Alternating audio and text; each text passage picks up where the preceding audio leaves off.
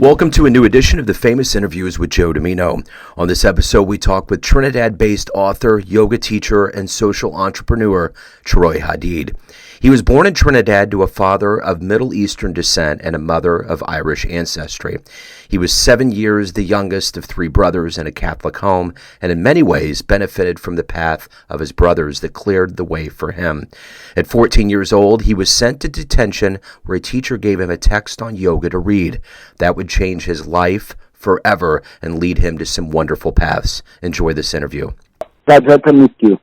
Right, it's great to meet you. And the first thing that I would like to do before we get into your life and your work is how did you survive this COVID period over the last couple of years, and how has it changed you, like both as a professional and as just somebody living their lives now? You know, it affected me in a lot of ways, Joe, because, you know, that could be a long discussion, but I pretty much live in the forest by myself. And I used to come into town every day to interact in my yoga studio and my community and so on. So when that was taken away from me, even though I was someone that generally enjoys a little bit of solitude and alone time and reflection and introspection, what I realized is that how much I valued human interaction and community. And I realized how much it meant to me and that I actually needed it. You know, the other side to it is that it gave me a lot of time to write my book and a lot of time to do things that I would not have been able to do otherwise. So I think for me there had pros and cons to it, and even the cons are pros because they help me realize how important people are and relationships are. You know, even though I'm generally someone that is comfortable by myself and with myself, it brought a whole new perspective and value to a human relationship. Yeah, I think we all did as far as community is concerned. It's very important. So to get a better handle on who you are, Troy, and what you do, I want to take you in front of a group of grade school kids, say third graders, at a career day, and one of the children looks up at you, and one of the children looks up to you and says, "What do you do for a living?" How would you answer them? Wow, I would tell them that I do many things, but whatever I do, no matter what, I must know that I'm having a positive impact and influence on the people around me. And that I want to connect people in everything I do, whether it be speaking or teaching yoga or writing. I want to know that I am helping people understand what it really means to love, that I am giving people the tools to embody that, and that I am inspiring people to deepen their own connection and their relationship to some divine agency, whatever they want to call it. So I would say that's what I do for a living in whatever way, and that might look like different things, but that's what I do for a living. Talk to me a little bit about living in Trinidad. I mean, I as somebody on the outside, I'm not quite sure how that daily life and what that environment's like, but what has that been like, especially with you being as spiritual as you are and into yoga and healthy living? What does that mean to live there? It's really difficult. You know, Trinidad is we're an island in the Caribbean, but we're not, you know, when people think of island life, Trinidad's a little bit different in that it's a very industrial island. It's probably the most industrial island of the Caribbean. And we have all the rainforests, all the waterfalls, all the nature, all the beaches. We also have nitty-gritty city life. And the culture in Trinidad is very much surface-oriented in the sense that it's very materialistic. It revolves around partying, drinking, social, and there's a very limited social existence outside of alcohol. So everything someone does in Trinidad on a social level probably involves alcohol. And I have pretty much been sober my whole life. And while I have been supported and loved by all friends and family and accepted, my choices have made it somewhat challenging at times to live in Trinidad. But I had one of my teachers come here and spend some time with me once, and she said to me that Trinidad is a place that teaches you how to love. In the sense that nothing really works as it should work, nothing operates as it should operate, and it's not a very organized society. Nothing functions efficiently as you would expect it to function. So in a lot of ways, it is a society and a place that challenges you and teaches you how to love, teaches you acceptance and understanding in a lot of ways. I don't know if that answered your question. So, yeah, it absolutely, yeah, it really, really does. Yeah. I appreciate you going in depth. And, I'm curious, my next question to you is somebody that gives to other people and is an inspiration. Who have been those for you? Who has inspired you in your life? Well, I would have to say, even from a very young age, I grew up in a Catholic home, even though I never really gelled with the concept and beliefs of organized religion. I think this individual we know as Jesus or as Christ, and his ability. Now, I like to tell people, Joe, whether he actually existed or not, whether he walked this planet or not, to me is irrelevant.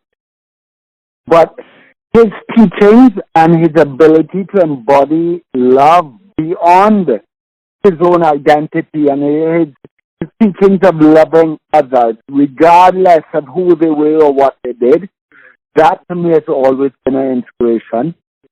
From my childhood, there's who we know as Bob Marley or Robert Nesta Marley has had a massive influence on my life, even to this day.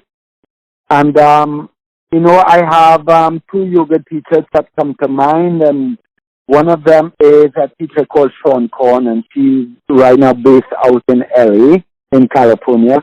And she has been such a massive influence on my life. She was the first yoga teacher that I ever witnessed bring God into practice room. And it wasn't something I had seen done before. And because God to me means so much, that was so influential in my life. And she also gave me the ability or introduced me to what it meant to really take accountability and really be able to see my privilege. And acknowledge that everything I did in the world actually made a difference. That I changed the world every day, and everything I did, that actually contributed to the world we live in. And that was really huge for me. So she's been a massive influence for me, not just as a yoga teacher, but also as a human being. And then there's another teacher in Canada called Ryan Lair, who's a very close a brother and a teacher to me. And of course, my mom and dad, my family, they've all been really amazing, inspirational figures in my life, Absolutely. So if you could meet anybody alive on the planet right now and have a little time to talk to them, who would you like to meet? Wow, anybody alive right now? That's a big one, Joe. I don't know. I would say, wow, that's a big question. Who would I meet? I would say I would like to meet Putin. That's what comes to mind right now, because I would love to sit down with him and try to understand his conditioning and why he insists on doing the things he has been doing the last year, and see if in some way that I could infuse some kind of love and understanding into his mindset and his approach. Of you, every day you wake up, you have all of these things that are a part of you. You're an author, a teacher, you have all of these things that are a part of you that you give. What is it that you look forward to the most every day you wake up? What do you want to accomplish by the end of the day? For me, Joe, I just want to know that I've used my time productively in some way to try to have a positive influence and inspire people. Writing, now that I understand, I haven't been an artist as such my whole life, right? I don't consider myself an artist. But now that I've written a book and now trying to get that book published, I have a whole new respect for art and for authors and for writing. Because sometimes I wake up and this is how I spend my day, right? I'm writing, I'm trying to get my book published, I'm sending out proposals. And in that moment, I don't see the impact I'm having on the world. I don't see the impact I'm having on people. So there's no immediate return. But I do believe that when this book or when whatever that contribution is, whatever I'm stepping into, I just need to know that, in my mind at least, my vision is that in some way that is going to impact our world in a positive way. And I would love to look at the end of the day, look at my life and see how I have contributed positively to the world around us. There's things that happen in our lives that maybe are hard or we're not really sure why it happened. But for you at 14, you went to detention and you got a text on yoga. And that seems probably to have been a pretty important moment and a game changer for you in your life. Yeah. And I had no clue what it was at the time, but it sure seemed to have a massive impact on my life. Yes. It's really important, Joe, to acknowledge, too, that I didn't realize I was sent to detention, right? As of now, as of today or a few years ago. I just remember as a kid, when people have been asking me, all these years I've been teaching yoga for about 15 years. And people ask me, they say, well, how did you get into yoga? What was your first influence? And I often tell them that when I graduated university, I didn't know I was going to teach yoga. And people would ask me, well, do you practice yoga? And I would say no, because I wasn't practicing yoga at that point in time. But I always reference my first influence of yoga being 14 years old, when all I remember is going up every lunchtime. I went to a boys' school, and every lunchtime I would give up my lunch and go and sit down with this teacher called Mr. Hadeed. And he would give me all these texts to read of Eastern cultures and Eastern traditions. And my friends would make fun of me for giving up my lunchtime to go and sit with him and read these texts. I used to say that I wish I could meet him again one day to tell him how he could have possibly influenced my life. And funny enough, 2 or 3 years ago, I have this form on my website, or I used to, where people could comment. And all these comments usually went to junk, but they were usually spam. But there was this one day, I want to say it was 2019 or 2020 maybe, when I got this email and it said, I think I gave you the practice of Brahmacharya to read in 1994 in Fatima College. And it was signed S. Hadeed. And I couldn't believe my eyes. I remember seeing this email and I was stumped for a moment. But I replied to him, and I got his phone number and I called him. And I began to tell him how that I've been talking about him for the last 15 years as someone who has possibly influenced the path of my life at 14 years old. And he said to me, he laughed, and he said to me, you know what, Troy, that's amazing. He said, first thing first, let me get your story straight for you. He said, you were sent to detention. That's why you came to my room at lunchtime, the first time. He said, you were sent to detention. And he explained to me that he gave me this text called Brahmacharya, about Brahmacharya. Now, Brahmacharya, Joe, is a text about sexual misconduct. So he said in his mind, he was giving me that text as a joke. I was a 14-year-old boy. He never expected me to read it. He just put it in front of me as a joke. And he said I sat there and I read his text and most adults couldn't even read. And then every lunchtime of my own free will, I came back to read more and read more. And what's funny, what's really amazing is that he said for the last 25 years, he has been talking about me and how I impressed him at 14 years old with my commitment to come and read all these books and all these teachings. And at that time, he was teaching in Toronto, Canada, which is where he lives now. And he said that's how he found me.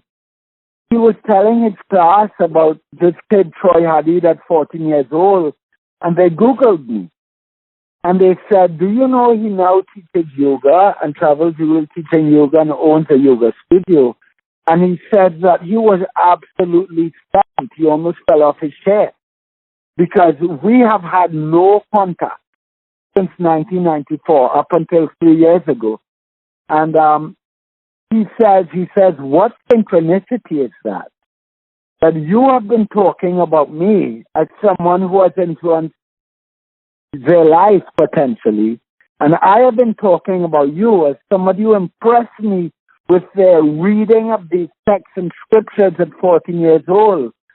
And we have been talking about how we influence one another's life for over 15 years, but we haven't said a word to one another. That's a wonderful story, and it's so emblematic of the fact that all of us, with everything we do, if you do it for the right reasons, you have no idea how that's going to radiate into somebody's world for years and years to come. Yeah, and you know what else, Joe? There's an environmentalist called Jane Goodall, and this is how and I want to cite her name because this is what she says, and it's always stuck with me.